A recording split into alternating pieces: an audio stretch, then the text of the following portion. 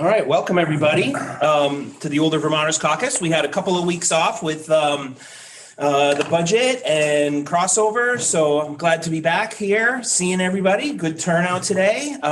Just a couple quick things in the budget there, and I'm sure Meg will talk about this. There's some money in the House budget for a coordinator, and we also we're glad to see some money for Meals on Wheels. So $1 million of ongoing money to help out our Meals on Wheels program. So good news there. There's some other really good things as well, as you'll see as we get going. But today we're talking about Alzheimer's and the Vermont Commission on Alzheimer's. So Meg is here to help lead the way. So I will turn it over to her, and then after we'll have some announcements if anyone has anything they want to bring up. So welcome everybody, and Meg, I'll turn it over to you.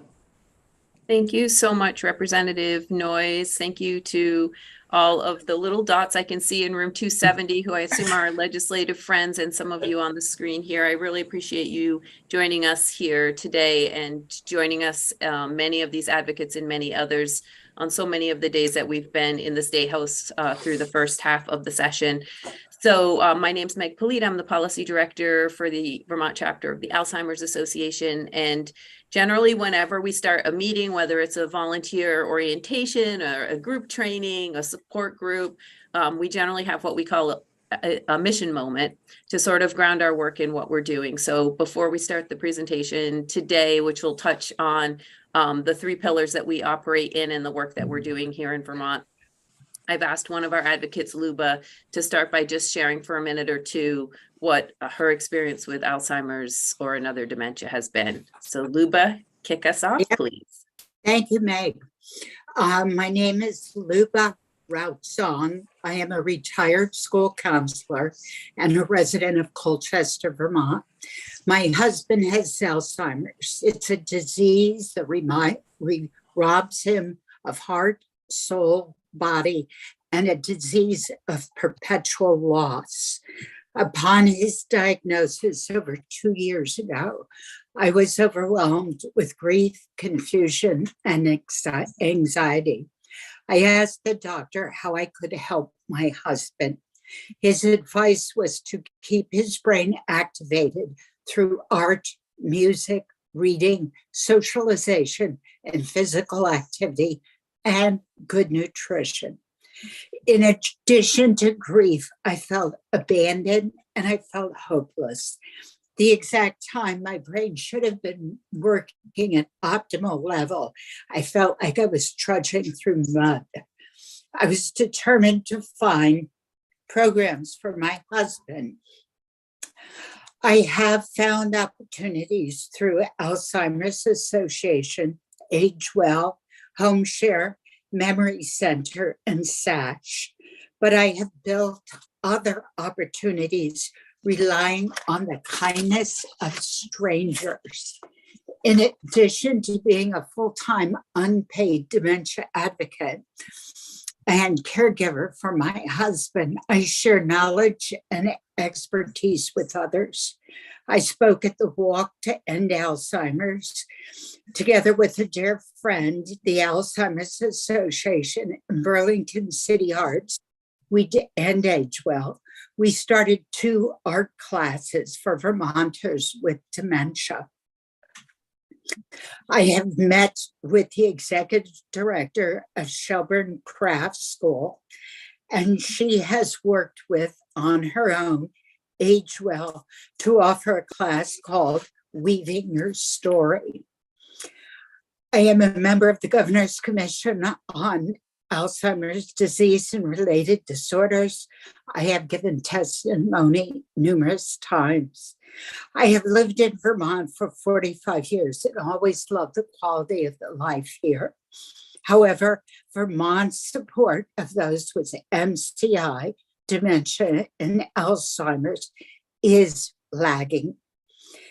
There is no central resource center. Services and support are limited and non-existent, and there are insufficient opportunities for qualified respite. I am pleased the House included $150,000 in the FY24 budget for a state dementia coordinator.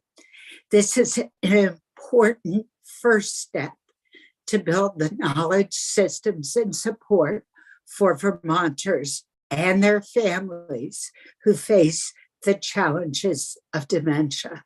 Thank you. Thank you so much, Luba, for your words and for all that you do to raise awareness and to help us build the systems that we need. So I am going to start sharing my screen right now. Hopefully somebody can say yes if they can see it. Yes. All righty, great. So just to ground us a little bit in the numbers, I want to remind folks there's more than 6 million. They say 6.7 million Americans living with Alzheimer's. We have over 13,000 here in Vermont, a number that's projected to go up to 17,000 in the next 2 years. That number is, both of those numbers represent people over the age of 65 that have been diagnosed. So the numbers are much higher than that because we know there's people with younger onset Alzheimer's, those who are misdiagnosed and those who simply do not want to get a diagnosis. And this is an extraordinarily costly disease in so many ways, but financially, it's costing our country so much money, costs going up to 1 trillion by 2050. It's costing our state a lot of money, and it's very, very expensive for families, which over the period of this disease bear 70% of the costs through unpaid caregiving and through co-pays and other expenses. So this is why we do our work. We also do this work because we are recognizing now that we're digging deeper into this, that the impact of caregiving, which is so necessary for this demographic, is really having tremendous consequences on the caregivers. And we need to create the systems to get in front of that so they don't find themselves at higher risk and needing additional services as they grow older. So some of the statistics I put here on the side, that 61.5% of caregivers have their own chronic health conditions that they're dealing with, and 35.4% reporting depression. So these are some of the ways that we're doing this work, some of the reasons we're doing this work. And so one of our pillars, we have 3 pillars, is our program and education pillar. My coworker, Jordan Cotto, Joe Cotto, should be here presenting today, but she got a call from daycare last night that they are closed today due to illness. And so she's home with her child. And this is the same kind of situation that Vermonters who have adults that they're caring for face. Something unexpected comes up and you have to be around, and you're going to hear about that a little bit more today. But Joe joined our association in 2021 at a time when we had 4 caregiver support groups. We've seen that we're out there in the community. The more we raise awareness, the more people know about us, the greater the demand for what we offer. So now we have 10 caregiver support groups with 8 in the works. We didn't have any for individuals with early stage dementia or younger onset. We now have 4 of those. We were lacking in community educators. Now we have 6 community educators, and we've grown to 40 volunteers. And as you're going to see through this program, it's primarily advocates and volunteers speaking. This is the model of the Alzheimer's Association nationally, that staff are here to elevate, to support, to wrap around volunteers and community members that are really on the ground, saying what they need, leading what they need, and providing services.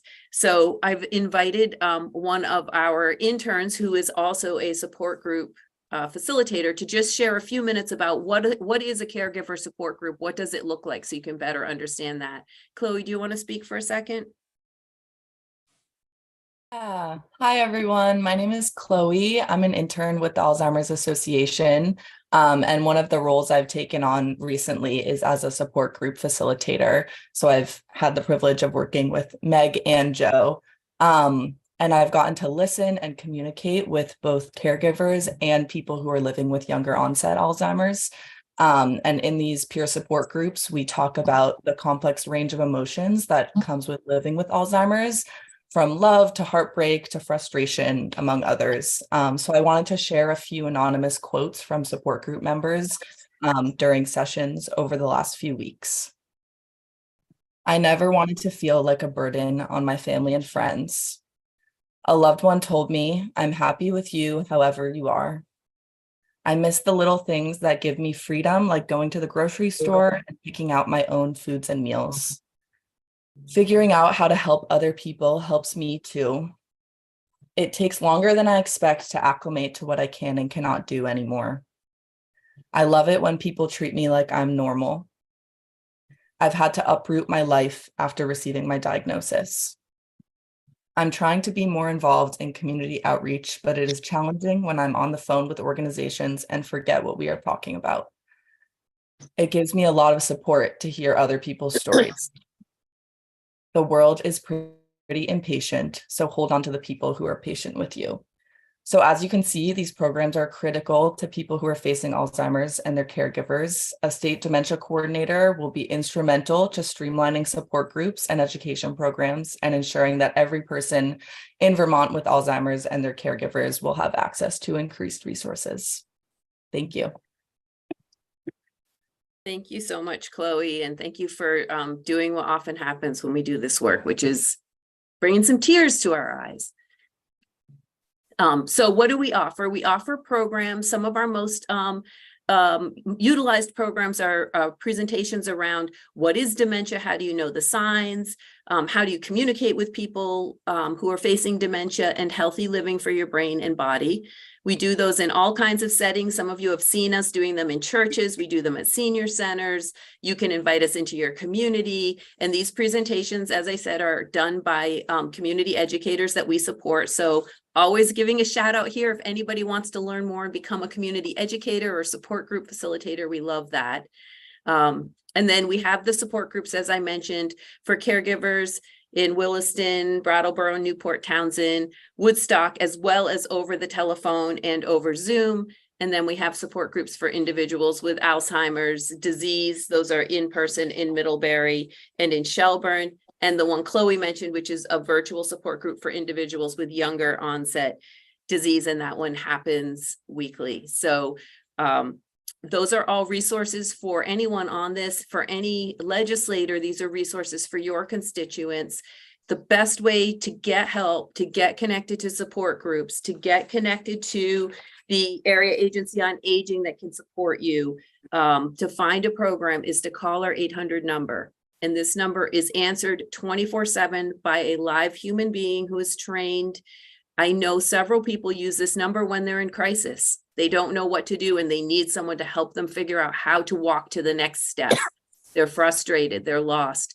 But this number will also, it's zip code located, so it will allow the person on the other end to say, yes, there's a support group near you that you can participate in. So when we're in the State House tomorrow, we will have bookmarks with this number. If you want any to give to your constituents or to have, then please ask us for it.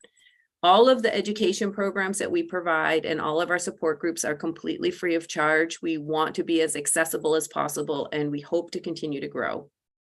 But we do need money to do that. So we have a little development team, and we do have some development activities here at the Walk. So I'm going to introduce my coworker, Jenna Johnson, who's one of our development managers, to talk about probably our most well-known activities, which are our walks to end Alzheimer's. Take it away, Jenna. Thanks, Meg. And it's so great to be here with everyone. Again, I'm Jenna Johnson. I'm a development manager here at the Vermont chapter, and I'm the staff partner for the Champlain Valley and Northeast Kingdom Walk to End Alzheimer's. And as Meg mentioned, these community fundraising events support the education programs and support groups we're able to offer free of charge, in addition to the support it provides for the helpline, which is just an incredible resource. I can't say it enough that just having that available for people is amazing. So I'm here primarily to talk about the Walk to End Alzheimer's. And for those of you who aren't familiar, the Walk is the world's largest fundraiser for Alzheimer's care, support, and research. And it's held in over 600 communities nationwide. Here in Vermont, we have 4. As you can see on the screen, we have one here in the Champlain Valley in Shelburne. We have one in Rutland, one in the Northeast Kingdom in St. Johnsbury, and then one that actually splits Vermont and New Hampshire in the Upper Valley. And I believe that one takes place in Hanover. So it's a really unique opportunity to work with all of these different communities coming together over our cause. And the 4 walks here in Vermont last year in 2022 raised over $449,000. We had over 1,500 participants making up 228 teams. So the walk is a peer-to-peer fundraising event, meaning that individuals and teams will reach out to their communities to fundraise to reach our goals and again to support all of the work that we're doing here in the state. Another really incredible aspect to the walk. And as Meg mentioned earlier, again, we are a volunteer-led organization. So these events are staffed by someone at our chapter, but they are planned and really carried out by our volunteer planning committees. So I'd like to introduce Mike Joseph, who is the co-chair of the Champlain Valley Walk, to have him share his experience as a volunteer and his role on the planning committee. Great. Thanks, Jenna. And good afternoon, everyone. Thanks again for the invite, Meg, to participate in this event today. I was looking forward to it for the last few days. And just to play off of what Jenna just said, my wife and I were co-chairs for the Champlain Valley Walk this year. It's really important organization and an event that we participate in. We've been involved with the organization for the last 4 years.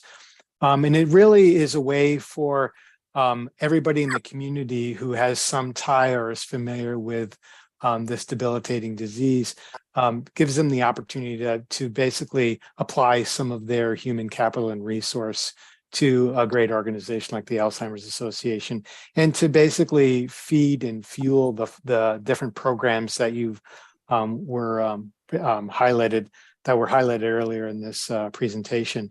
But both my wife and I, we have a shared experience with the disease. Her mother and my mother both suffered from dementia and Alzheimer's, and the cost that puts on families and support, both financially and personally, we felt were reasons for us to get involved, because we wanted to make sure that people around us and everywhere are familiar with what the organization has to offer for services, information, and support to those support folks and family members that are going through the challenges of helping their loved ones or friends with this disease.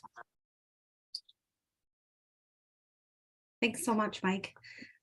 So again, we would love to invite all of you to join us at the walks. I can provide a link to the landing page for each of these, but it's just a great way to connect with our community. Alzheimer's is a devastating disease, but this event is a hopeful event and a place where people feel that they're not alone, and that there is a community here in support of them. So the other events that we have here at the chapter, we have the Longest Day, which is another signature fundraising event. It is an individual participant fundraising event, meaning you can really do anything that you'd like and turn it into a fundraiser. And we have that surrounded by the summer solstice. At the legislature right now. So that primarily takes place in June. We also have our Camel's Hump Challenge, which is a backcountry skiing event that takes place around the base of Camel's Hump. And then we have actually our most upcoming event, which is the Reason to Hope dinner, scheduled for Friday, May 19th. So if you have any interest or you're looking for more information, be sure to reach out to Meg and she will connect you with the right person at our chapter. Thanks. Thank you so much, Jenna, and thank you, Mike. And Jasmine Averbuck is our other development manager. When I stop sharing the screen, you'll see that she's also here on the screen with us. So we are a small chapter. We have 2 people that do the development side of our events, and happy to have them both here today. So now we're going to move over to the policy side, where many of you have seen me before. We started our 2023 legislative session with sort of 4 very broad overarching priorities. The first was to get Vermont to be a state that has a permanent state dementia coordinator. We're also advocating for a $25 an hour adult day reimbursement rate. These are some of the most important programs for Vermonters who have a family member living with dementia. And we're advocating for the rate study increases on our continuum of care services. And these are things like reimbursement rates for residential care and SASH, home health and hospice, and the VNA. And we've been watching the Adult Protective Services statute update as well. And the first half of the session has been extraordinarily productive for us. We have made great strides in all of these areas. And I'd like to invite John Bouton, one of our activists and advocates, to say a little bit about what we've been doing so far in the legislative session. So go ahead, John. There we go. Yeah, my name is John Bouton. So you get to be corrected, Meg. I'm hoping I'm going to pronounce the legislators' names correctly here. Thanks very much for the opportunity to talk briefly. I live here in Hartford with my wife, Judy. Judy has Alzheimer's. As did my father, my mother. It's amazing how it's so catchy. All right.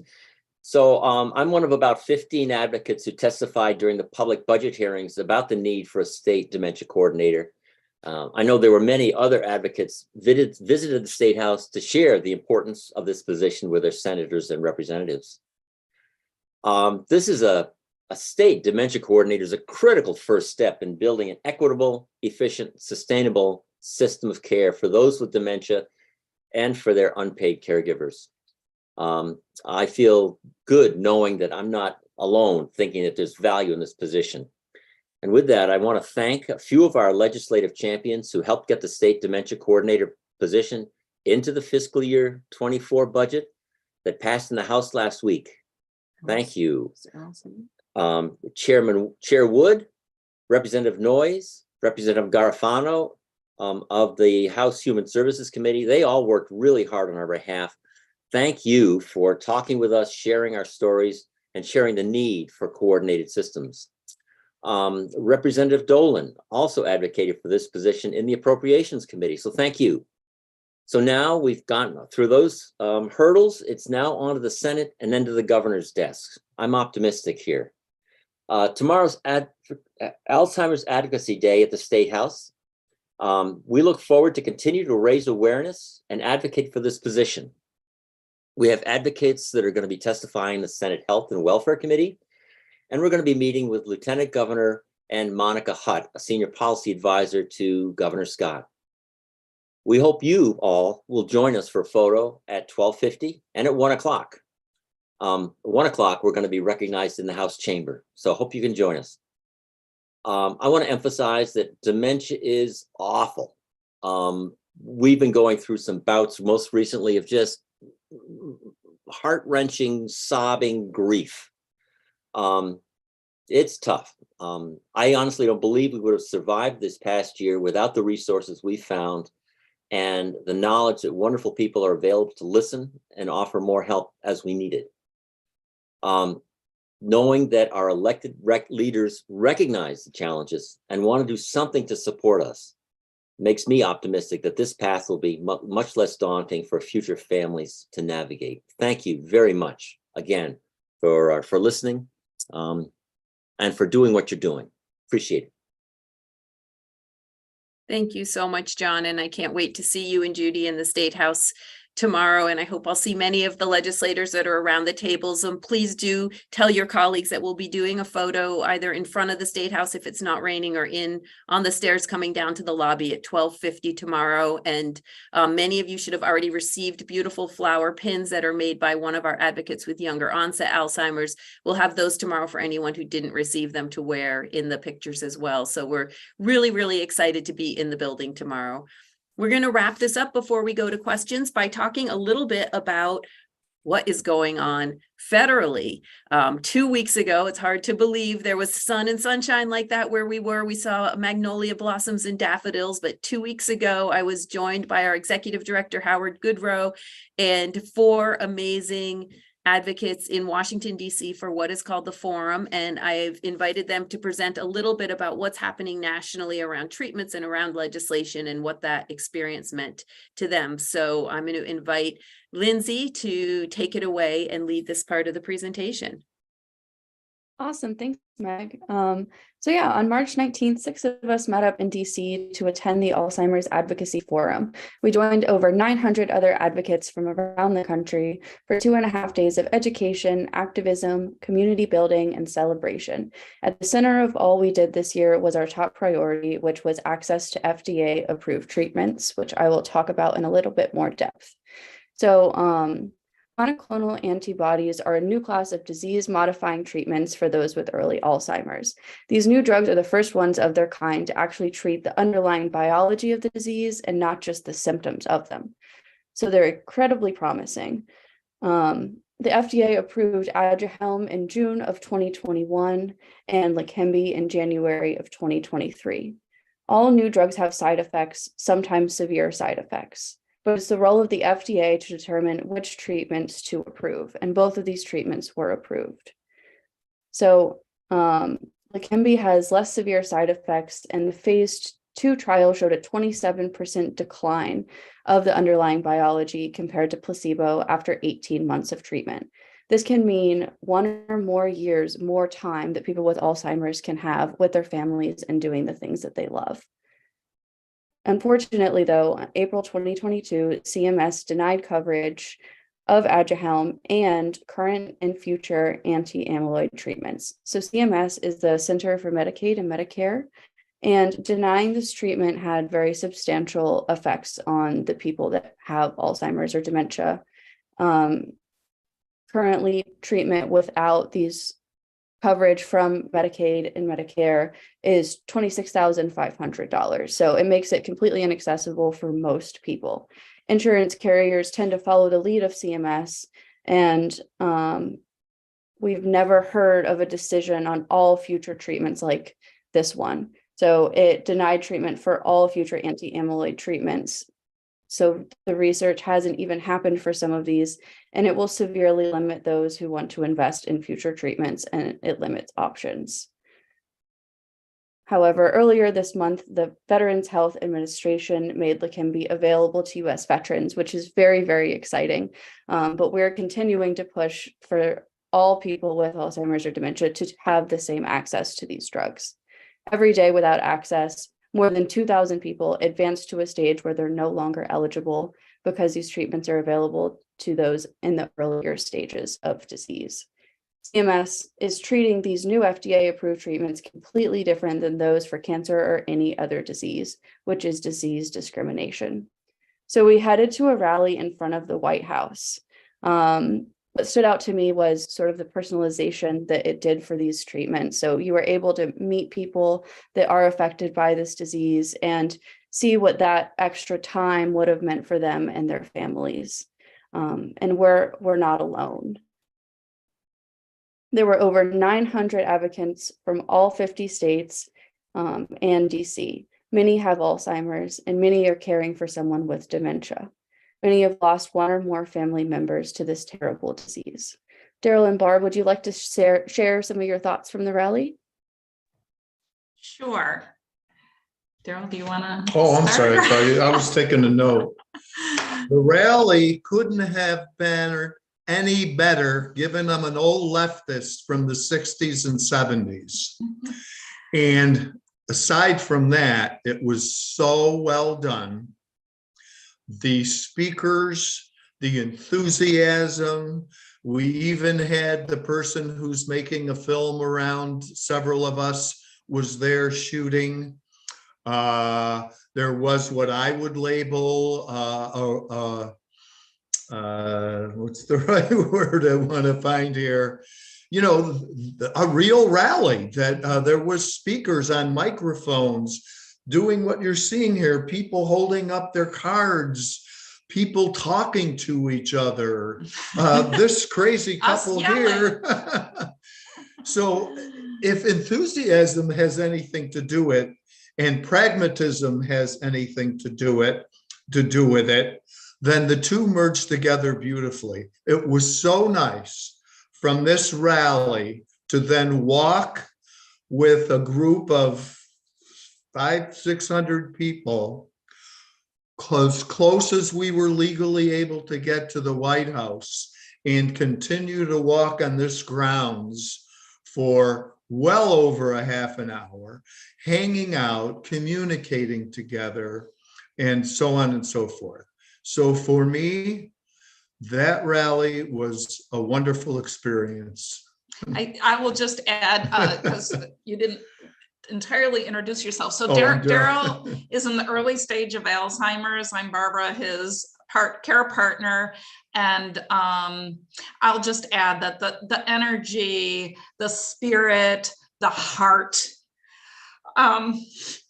it was deep at this rally. And I am fairly certain Meg or Lindsay can share, I think there was some press coverage and it was pretty awesome.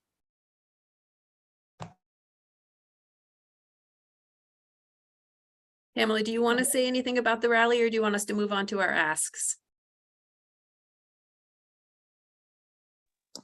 I think, so there's a picture of me and my mom up right now. I think the thing is that was important was to highlight what, given what the research is saying about Rickenby, to highlight what that time would mean for us. A 27% reduction in the progression. Younger onset, which is what I have, typically progresses more quickly. And so for me to get to highlight the difference between having 4 good years compared to having 5 good years, what that would mean for my family, it was sort of one of those intersections of, personal is policy and policy is personal. It's very important on the grand scale, but then it's also just extremely important to my family and what an extra year would mean, particularly for my grandchildren and their development, the role that grandparents have in the development of grandchildren, isn't just for younger onset, that's for traditional age too.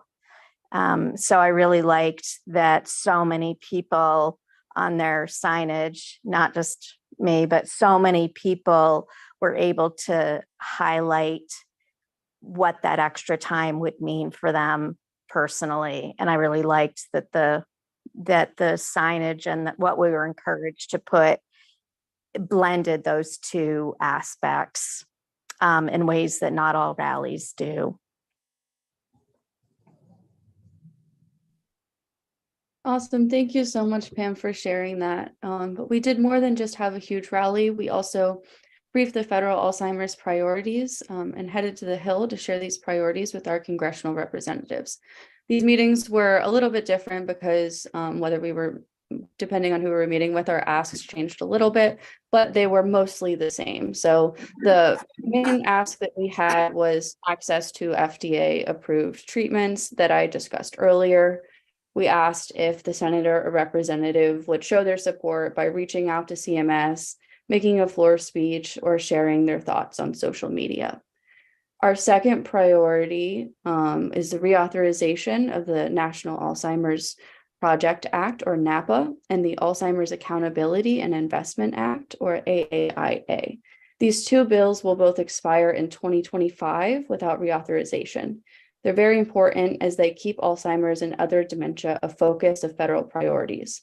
They build overarching goals such as enhancing care quality and efficiency and improving data to track progress, that drive national and state work. And AAIA makes sure that we're investing the right amount to advance research by requiring the NIH, National Institute of Health, to submit a professional judgment budget to Congress describing the annual funds needed to make progress against Alzheimer's disease.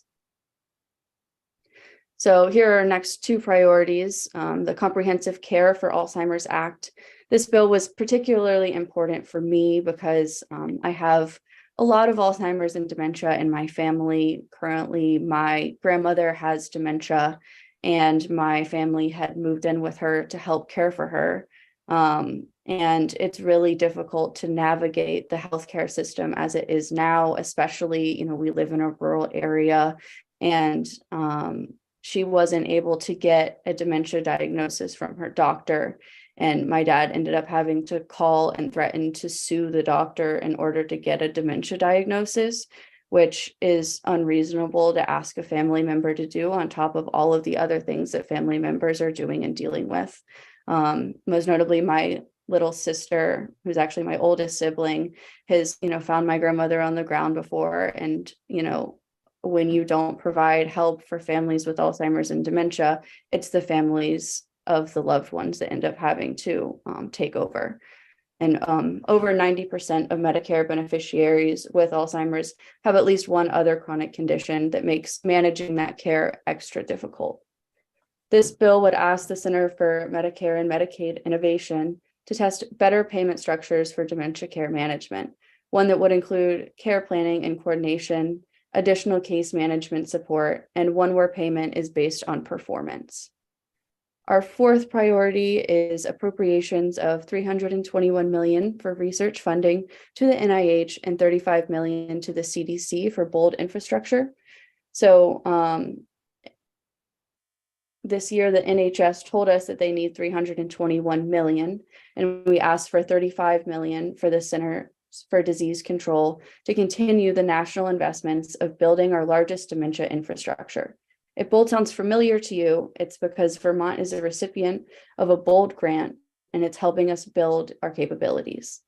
This additional funding ensures that Vermont and other states have some federal support and guidance as they work to educate, diagnose, and care for those with dementia and their caregivers. So I'm going to jump in here. We were going to share a couple more slides about our meetings. We did meet with all, I'll just run through them quickly, but we did meet with Representative Balint's office and Senator Sanders' office and Senator Welch's office. We had amazing conversations with them, but I want to stop sharing the slides right now because I know we're getting almost at the very end of our time, and I don't know what announcements Representative Noyes has, and I also wanted to create space if anybody here has questions or comments. So Representative Noyes, please let us know if we can take a few questions or if you need to jump into your work, and we're so appreciative to be here, and we look forward to having many advocates like this in the State House tomorrow.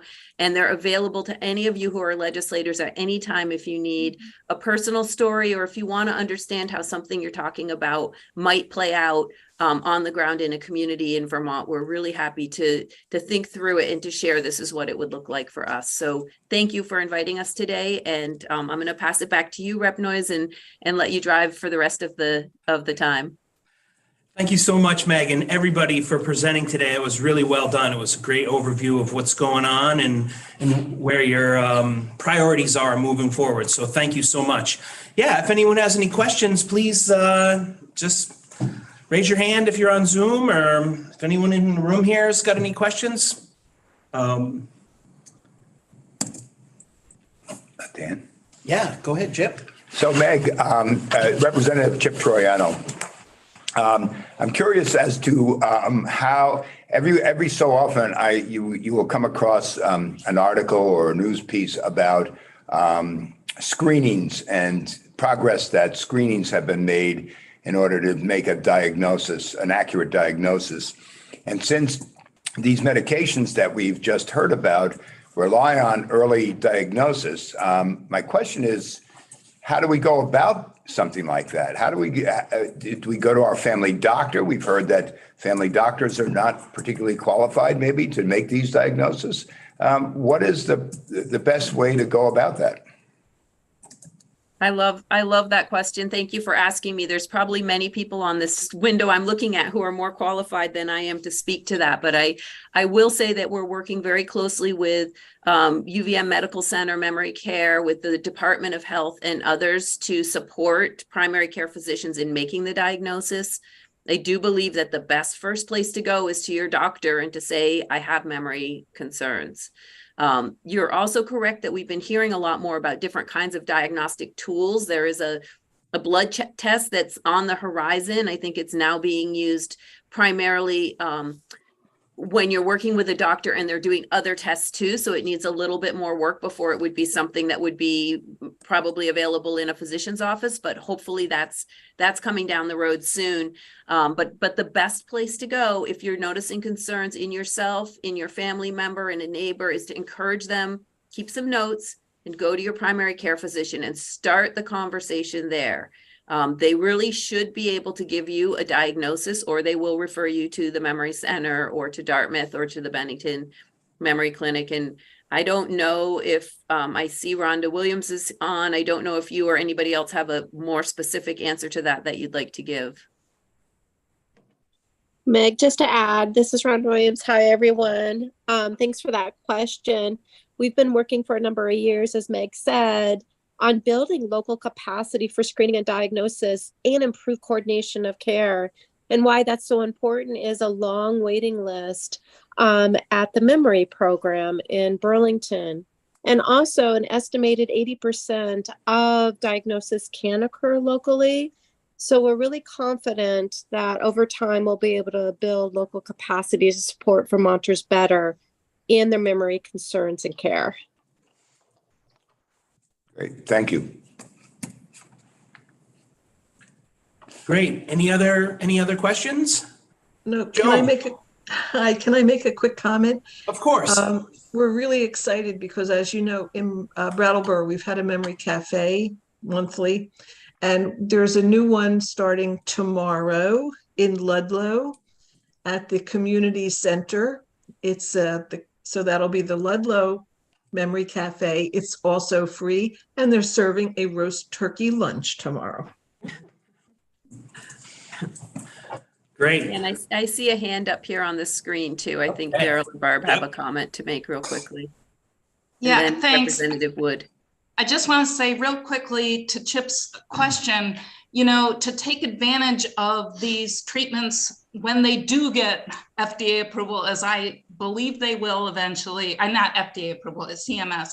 That speaks to how we really need to destigmatize this ailment. And because if folks aren't feeling comfortable dealing with a possible diagnosis, going in to get checked for that, there are going to be some stigma barriers. So if we all can keep talking about it like we are today, that will pave the way for Vermont to be much more able to get on top of this disease that's affecting so many of us. I want to make an addition here by butting in. I apologize. The thing that comes up for me as having been raised in the inner city of Rochester, New York, is the level of poverty that also exists in this great state of Vermont and rural areas.